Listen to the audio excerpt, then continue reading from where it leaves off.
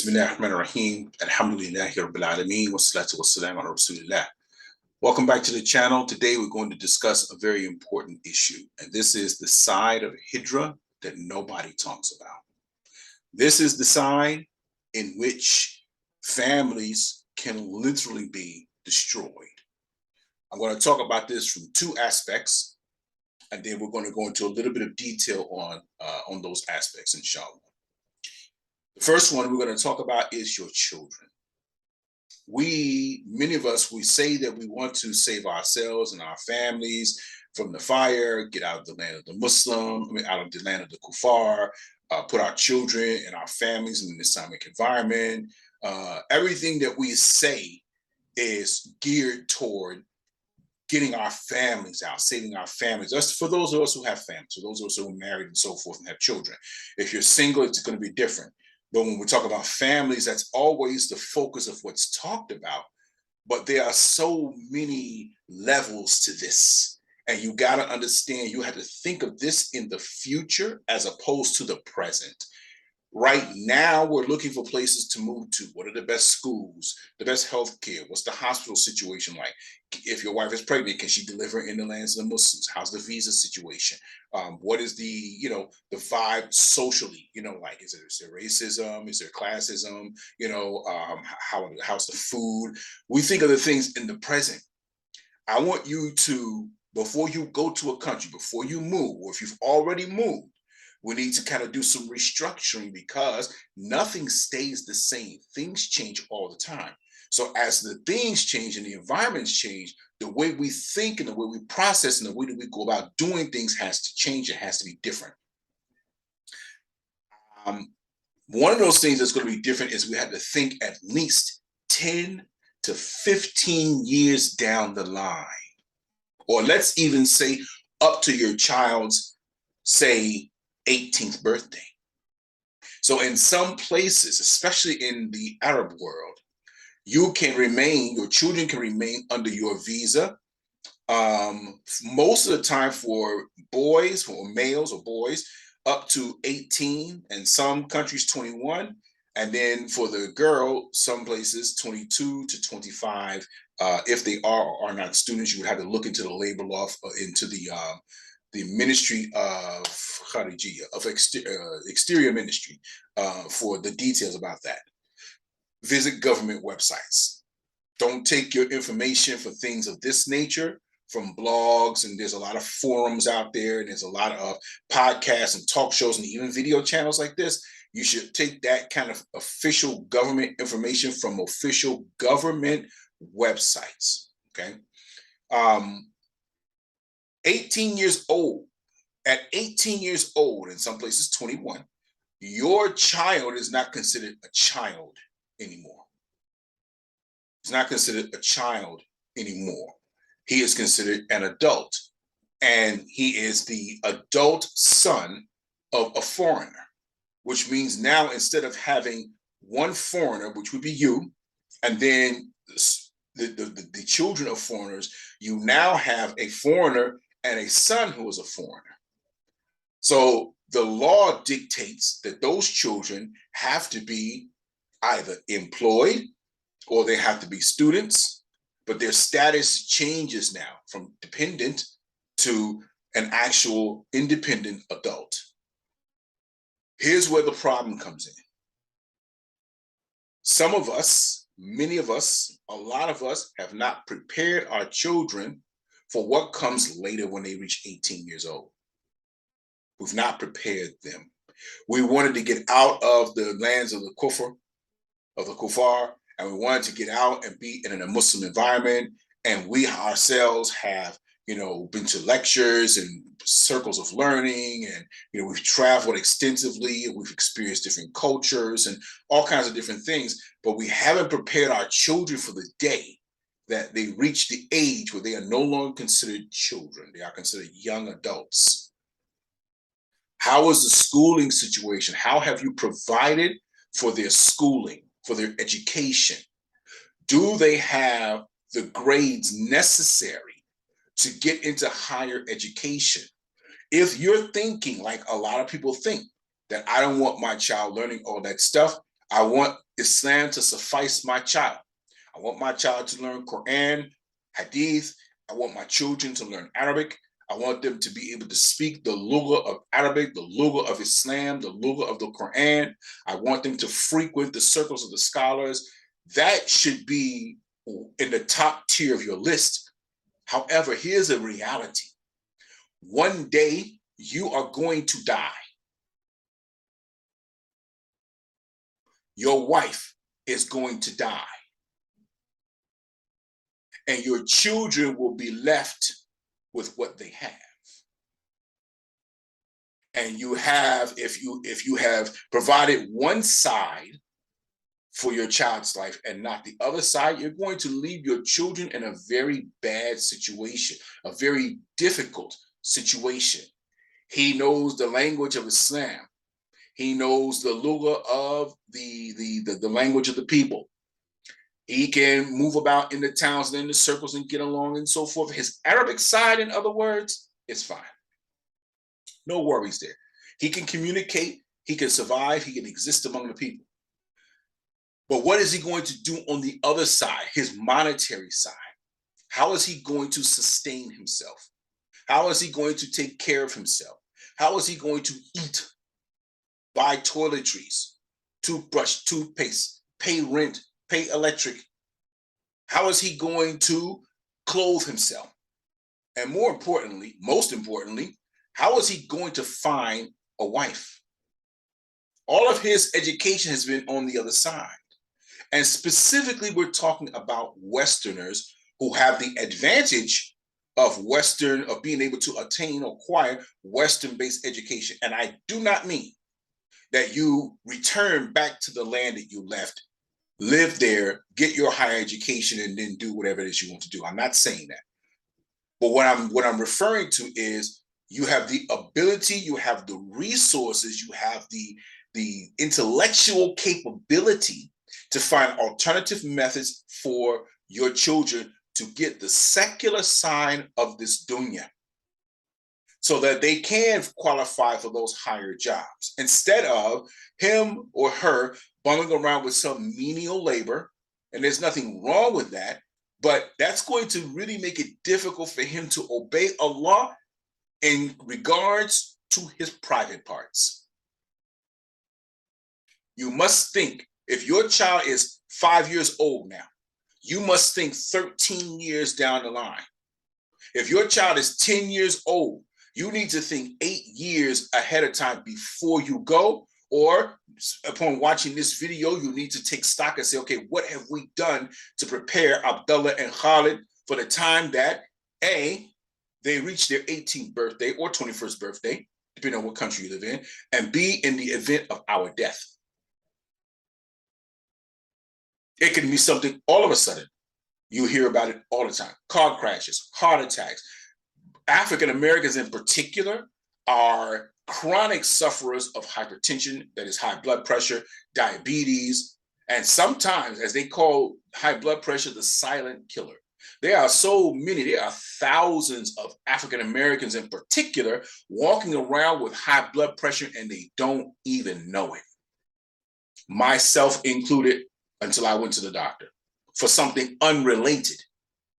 And my blood pressure was so high that they had to keep me in the hospital. Not once, but twice in 2 different countries that I lived in.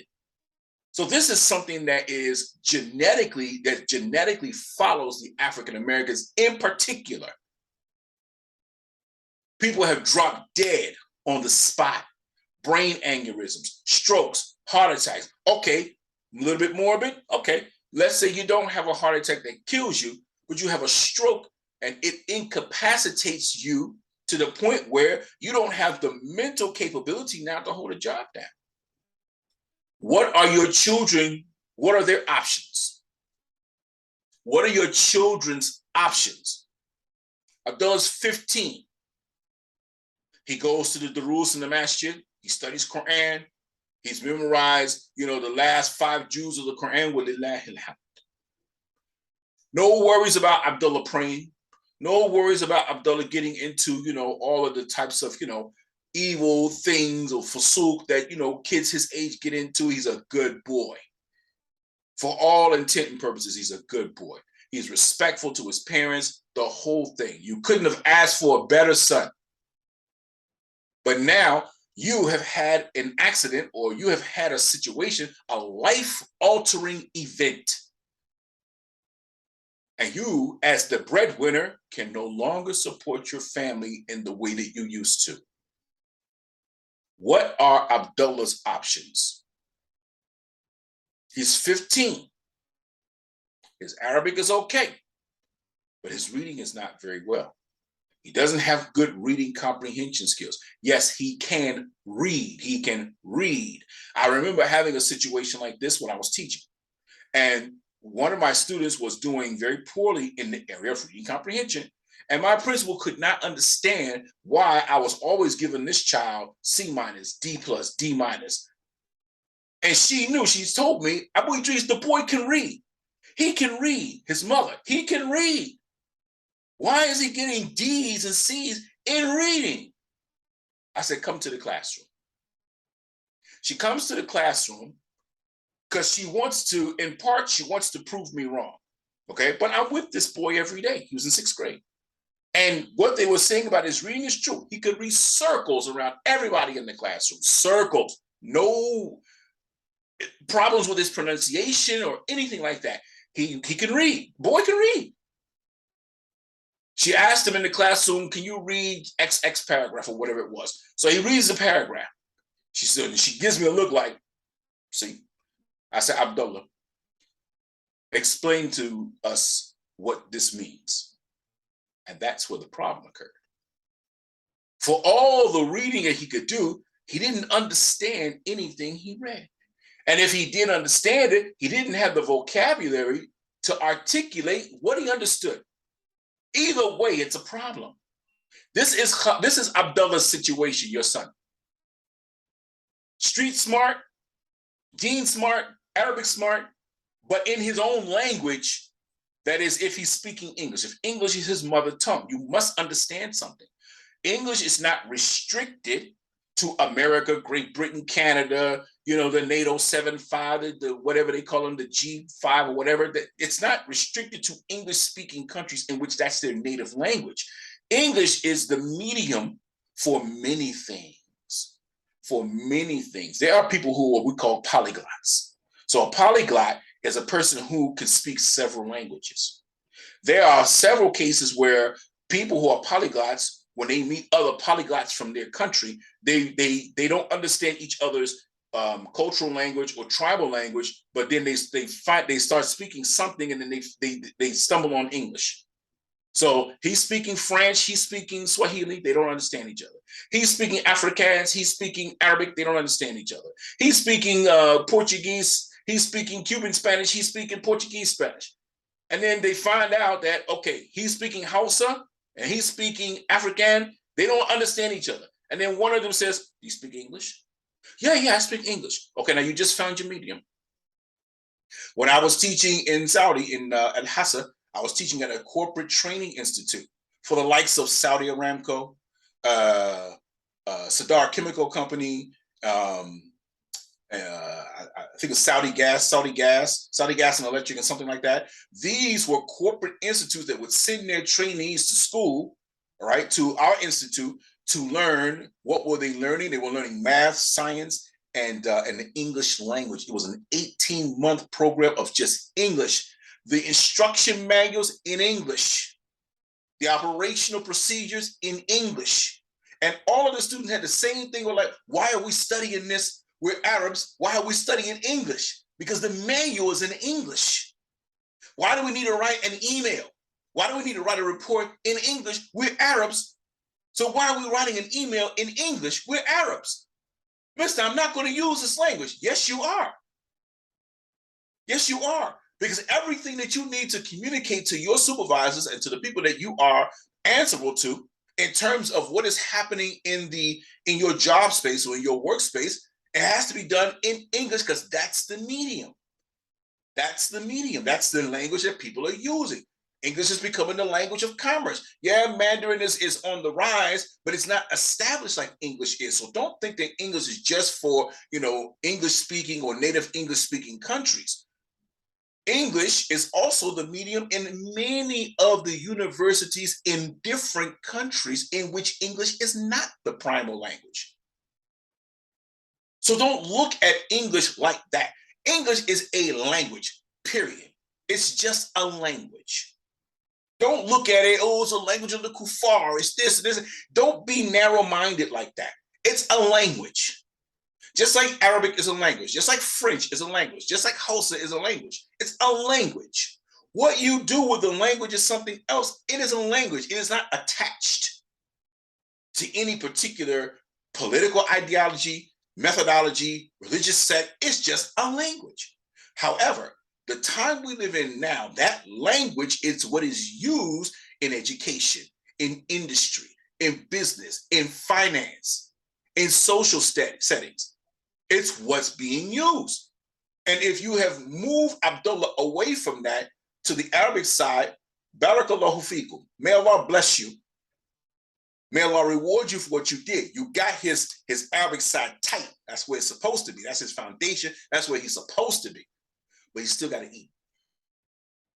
He still has to be able to wash his hands and his body. He still has to be able to brush his teeth.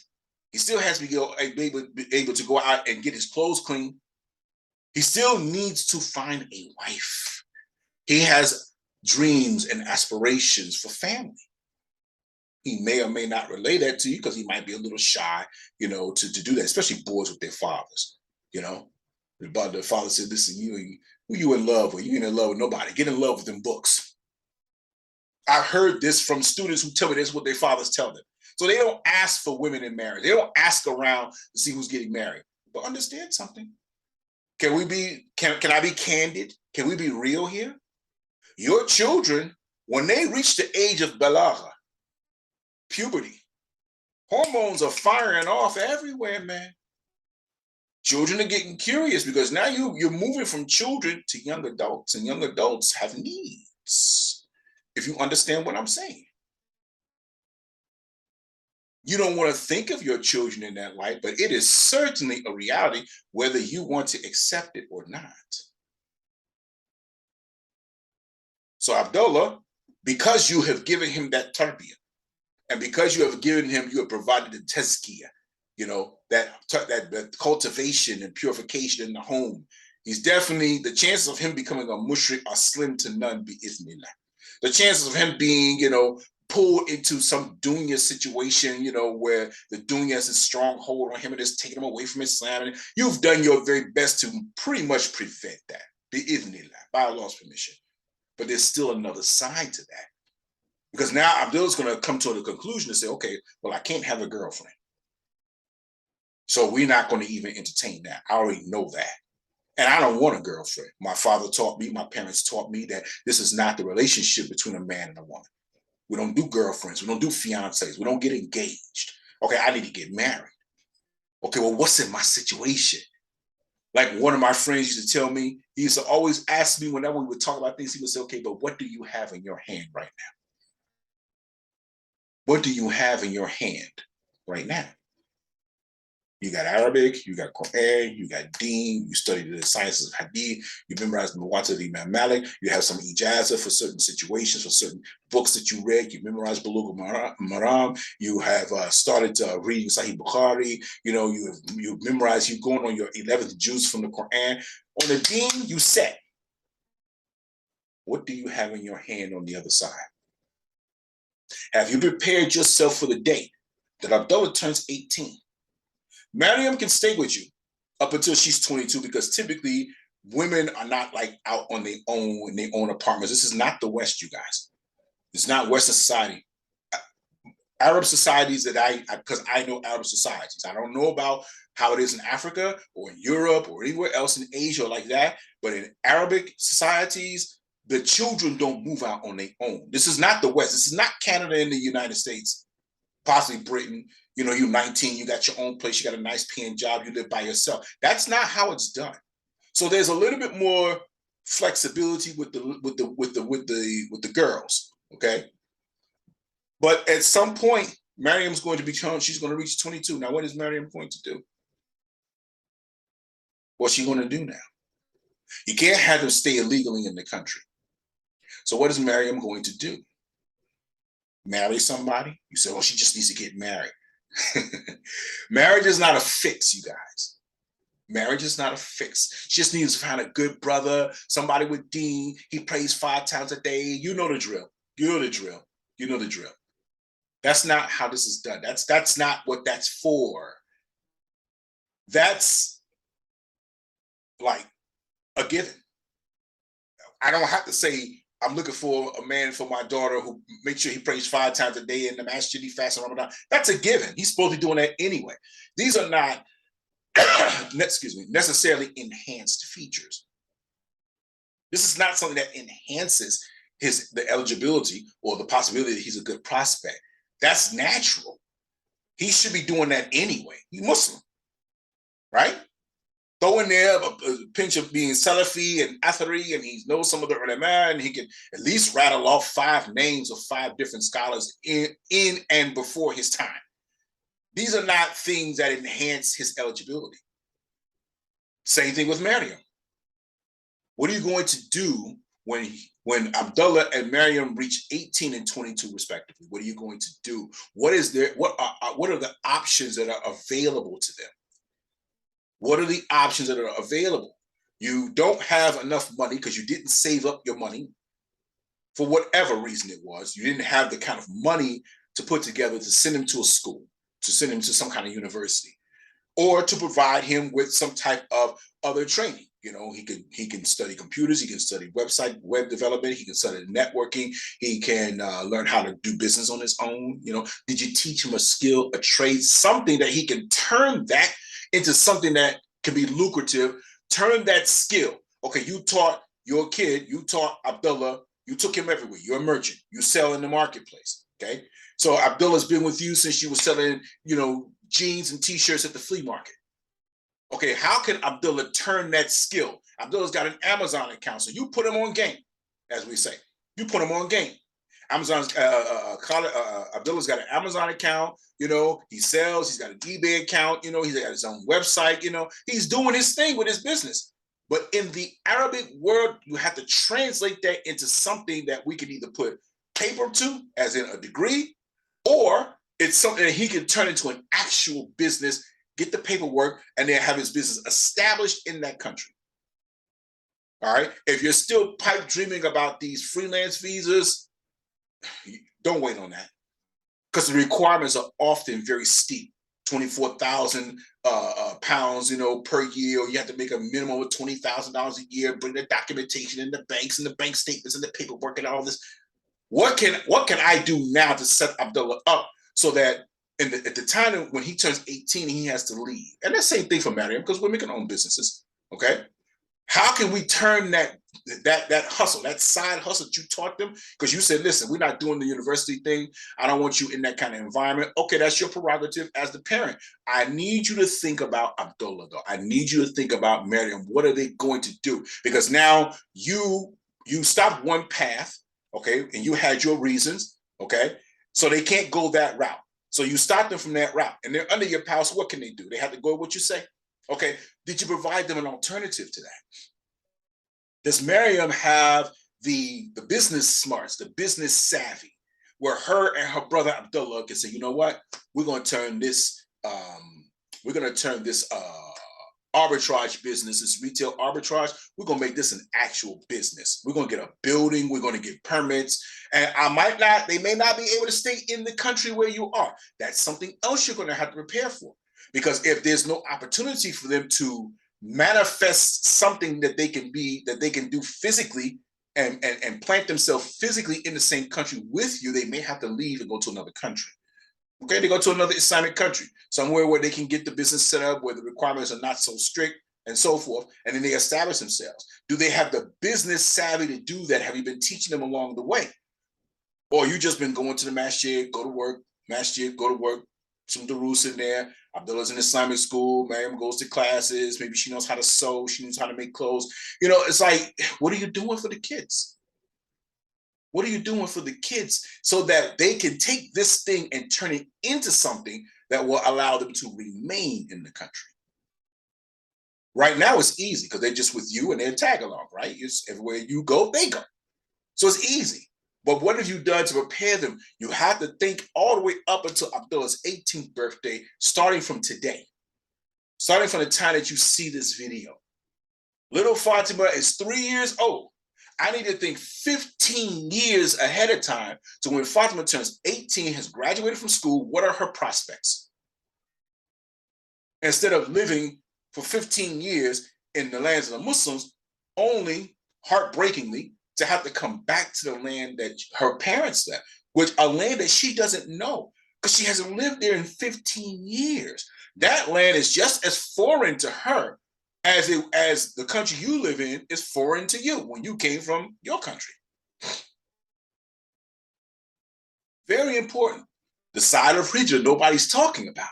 Nobody wants to talk about that because we figure, okay, we'll do that later. We'll worry about that when it comes up. Inshallah, we'll figure that out. Inshallah, Allah will make a way. Inshallah, Allah will make things easy. Inshallah, inshallah, inshallah. And you've been inshallah for over 10 years, 15 years, 20 years you're doing inshallah.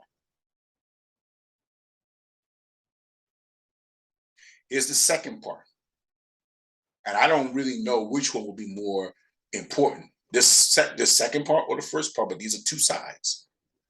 Before we get into that, don't forget to like and subscribe. The second part is your women.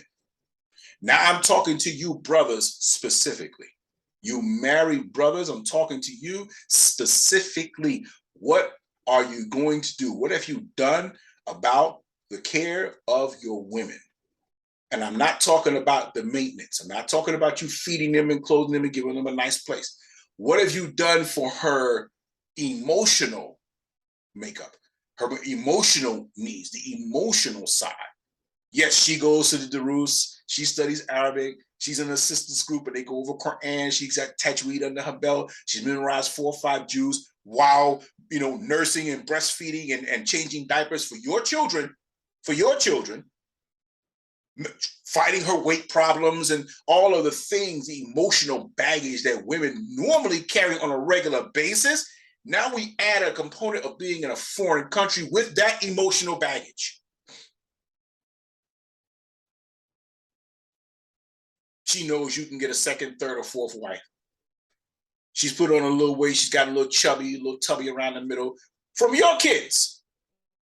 From your kids. She doesn't have the economic prospects that you might have because you're the one that's working. She's the one dealing with the kids. So she's not working. So the money that she has is basically just by proxy from the money that you bring in the house and she has access to, but she doesn't have any of her own money. As such, during that time frame, again, you migrated there when you were 3 years old. When Fatima was 3 years old, Mariam was 4 years old, Abdullah was 5, Khalid was 6 years old. It's been family, the kids, and squeezing a couple of date nights and family nights and popcorn and like this. But she's done nothing with her skill set, and she might have a degree. And this happens a lot. A lot of sisters are educated, but they put that education to the side to raise the family. So now for the next 15 years, 16 years, she hasn't had a job. No income. Nothing to put on her CV. There's this gap. She got married in 1990, and now it's 2006. She got married in 2010, and now it's 2022. Okay, where you been? This is the last job. Where you been for 12 years? 12 years. And then the husband suddenly, has a heart attack.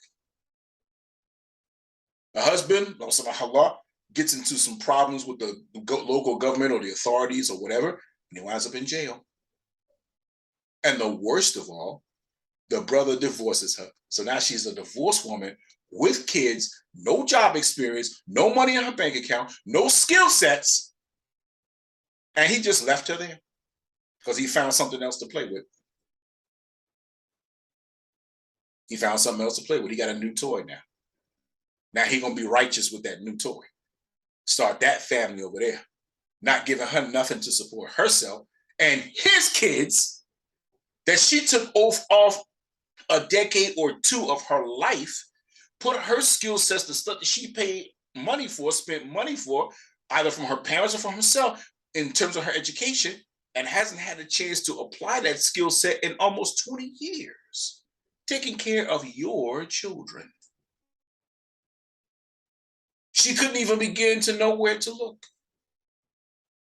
And who's going to hire a woman who has a skill set she hasn't used? She's basically she switched careers. She's a career housewife. And I'm not saying there's anything wrong with that. But her employment prospects are bleak. Illa rahimahullah. Except for those who Allah has mercy on. What have you done, Abu Abdullah? What have you done to make sure that you set your wife up so that in the event of your demise, you will die and they will die. Everybody's going to die. Kullu nafsin dha'iqatul maut. Kullu nafsin dha'iqatul maut. Every soul will taste death. We're all going. When, we don't know. Some sooner, some later, but we're all going. What have we prepared for our family? I know a brother that ever since I've known this man, he's been in college for something, trying to get that bachelor's degree. It's taken him a long time. But one of the things he did, which is kind of why it took him so long, is that he put himself and he was putting his wife through school at the same time, through university at the same time. So his resources were always heavily split. And they had, to my knowledge at that time, one daughter. Okay. When we were talking on the subject, just kind of talking in general, and he mentioned that, he was actually planning on divorcing her. Okay. And I'm not saying this to encourage anybody for divorce, so don't come at me. I'm giving you a scenario. Okay. His idea was that he never wanted her to have to fend for herself or take some low-paying job because she's going to have custody of his daughter. So his words to me were, I want to make sure that she is completely educated so that she can go and get the job of her choice and take care of herself. She can provide for herself. That's his responsibility for her. Now, whether that was an agreement between them or not, or something he was doing on the side, I don't know. I don't know to this day if they are divorced, but I do believe that the sister, his wife, now has either a master's or a doctorate, I believe in education, if I'm not mistaken. I got to plug my computer in, you guys. Hold on. Excuse me. Okay. So she either has a master's or she has a doctorate. That was years. I've known this man for well over 20 years. But he always made sure her education was provided for. This is where we have to put ourselves in relation to our wives and families. That's one aspect from your women. The second aspect is this. Oftentimes we forget, and it's partially because of the nature of women. Women, by their nature, of course, there are exceptions to the rule, and this doesn't fit everybody, but in general, oftentimes women are non-confrontational, meaning if there's a way to avoid a confrontation, she'll avoid it. Oftentimes that results in her silence. She'll just kind of suck it up and say, okay, fine, we'll do it later, or, let me just, I'm not worried about that right now. Let me just concentrate on this, or, I don't want to cause no problems, this and that. So she's unfulfilled. She's unfulfilled. You, after work, you get a chance to go out, socialize, shoot some coffee down to Starbucks. Brothers invited you out. You're going to the dars of the sheikh and the masjid. After that, y'all going to go get coffee. A brother invited you to his istiraha. And istiraha is like a rented house, really beautiful houses that you can just rent. They have pools and 6, 7, 8, 10 rooms and bedrooms and bathrooms, and you could just rent it out for the evening or for the weekend, and just have a ball. It's just really nice, furnished, laid out houses like that. Istiraha. Okay. When brothers invited you out to istiraha, we had one, the last one I went to was in Riyadh for the Eid. So it's just all brothers, And before that, we had one with the families, and we had one before that with the school. So you get invited out to social functions, social events. She's at home waiting for you. Now you've been gone since 6 o'clock in the morning. You may have called, maybe, during the course of the day. Hey, what's going on? Everything okay? Need to see? I need this from the store. Da, da, da, da. Okay, love you, bye. How the kids? Everybody okay? Yeah. Maybe you call just to check on her to see if she's still breathing. But she's at home all day, looking at the same walls. And for her, Hijra has not been the same experience. It's not been the same experience. She went from looking at 4 walls in America, in UK, in Australia, in Canada. She went from looking at those 4 walls there to looking at 4 walls in Saudi, 4 walls in Kuwait, 4 walls in the Emirates, 4 walls in Sharjah, 4 walls in Oman, 4 walls in Qatar. So to her, it's just 4 walls. The rearing of the taking care of children hasn't changed. The cooking hasn't changed. The housework hasn't changed. The cleaning chores haven't changed. The going out for shopping, the day-to-day stuff for her has not changed. She hasn't gotten any fulfillment from being out there. Maybe she will meet a few sisters here and there, have some phone calls, and sometimes we brothers, we think that's enough. Well, she's socialized, she got friends, and every once in a while, but it's not fulfilling for her. We men are out. Our natural environment is outside of the house for day-to-day things. So we get a chance to have exposure and to interact with things that our wives don't necessarily see because they're at home. So you forgot about your wife. You forgot about the wife. And then when she says, I want to talk, I'm not happy. What do you mean you're not happy? We ain't down this night. What's wrong with you? See, your Iman is weak, and this and that. Nah, you misreading that completely. She's not fulfilled. She has nothing that she can do to get herself away from everything that's going on in that house. You do. It's called a job. So when you go out for your job, everything that is out there for you, you get a chance to take your mind off of what's happening in the house. And then because you have social interactions, you might come home for 10, 20 minutes or long enough to eat dinner and say, okay, I'm going to go to Isha and then I'm going to go ahead and Abdullah invited us out to his house. What the heck? I've been waiting on you all day long. I got stuff I want to talk to you. What's going on. I want to tell you what's happening in my day. I'm going to get you. Let me just finish this right quick. I'll come back home. You come back home, I'm tired, man. I'm real tired. Let's do it in the morning. I'm just real tired, And then that's a cycle. So she's not getting any fulfillment out of this. And then because she's not sharing your enthusiasm and your zest and your zeal, and she's not as hyped up and pumped up as you are and excited as you are, something wrong with her. Well, we just growing apart in the marriage. We just growing apart, Nah, Key, that ain't fair. That's not fair. That's not fair. You have to give your wives just as much as an opportunity for them to go out and experience things with good people. You're going to examine people and make sure, she's not hanging out with the wrong crowd, or even with you. Sometimes she don't want to do nothing with nobody except for you. Sometimes it's just you she wants. Yes, sisters call her all the time. She laughing, talking, hee, ha, ha, and you thinking, okay, she cool. She got friends. They calling her. What's the problem? What do you mean that you're not, enjoying yourself? Don't Fatima and Khalid and all them, they call you all the time? Yeah, but that ain't my husband. That's not my husband. And I'm not talking about one time for dinner that you take her out and then you good for the next month. I mean, you got to have some consistency. I'm not talking about, you see she's feeling bad, you go out and go buy her some flowers, or you buy her some, some expensive perfume, or, you go out to Baskin Robbins and get some ice cream. I'm not talking about that stuff, man. I'm talking about what you guys know what I'm talking about, quality time. And I'm going to say this. So this next part, if you got kids watching this, you may want to cover their ears. I'm going to give you a couple of seconds to do that. Ready? It's not about sex, brothers. It's not about sex. See, some of us think that if we do that, and I'm gonna use some adult language here. I don't use profanity, but I'm gonna use some adult terminology. Okay.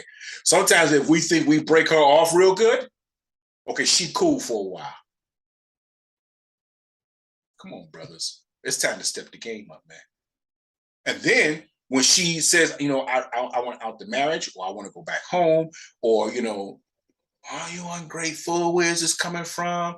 You coming out of left field? I don't understand. Why you talking like this? We in the land of the Muslims. This is the best place we could have been in. You talking like that because she's not happy, I think. And you've either been indifferent to it, or it has completely flown over your head. You missed that flight long ago. These are the things, the two sides of the Hijrah nobody talks about. Making sure that you got your women taken care of, and making sure that you have your children taken care of. Very important. Otherwise, what's the point? What's the point? If you lose your children because they can't take care of themselves, excuse me, and they have to go to the land of the kuffar to go live again, then what was the point in making Hijrah in the first place? If you lose your wife because you had to divorce her, y'all fell apart, y'all grew apart, she's not happy, she returns back, and then when she goes back, she never wants to entertain that idea again. Never. I'll stay here. I'll stay here. I don't want to go no more. Don't ask me, anybody who want to marry me now, if he want to make Hijrah, I don't want to go. I don't want to go. Because now she's shell-shocked from what happened with you and her. And if she got your children, that's even worse now. Because now you can't get your children out that environment because they would hurt. And then that brings a whole another basket of problems for you. The two sides of Hijrah nobody talks about. Saving your children and saving your family, your wives, man. And make sure you do something for your wives. Make sure you prepare something for your wives. Okay, you may not be the most romantic brother. Okay, you may not be the most creative brother, but sometimes women don't need that. Women are very simple. And I'm not trying to claim that I know all the kind of stuff about women, but I've had enough mistakes in my life with women that I can understand what works and what doesn't work. Women are not complicated in that regard. They just want time. That's all. On a semi-consistent basis. They know you're going to work. They know you got responsibilities for the family. They know that you come home, you're tired. They know that there are things that you are not built for. Chasing kids around the house and dealing with Abdullah and Khalid fighting all the time and refereeing between situations, and the vacuum cleaner is broken again. And she knows that. Trust me. Our women know that stuff. And they deal with it. They don't like it. They don't like it. Don't think because she's quiet, she's okay with it. Oh, it's okay. I just love to clean. No, it's not like that. It's not like that. They don't like it. But they understand that between the two of you, they're the ones more suited for it. Okay, so in exchange, take her out to dinner, do something nice for her, on a semi-consistent basis. Okay? Try to do something. The sides that nobody talks about. Make sure that you preserve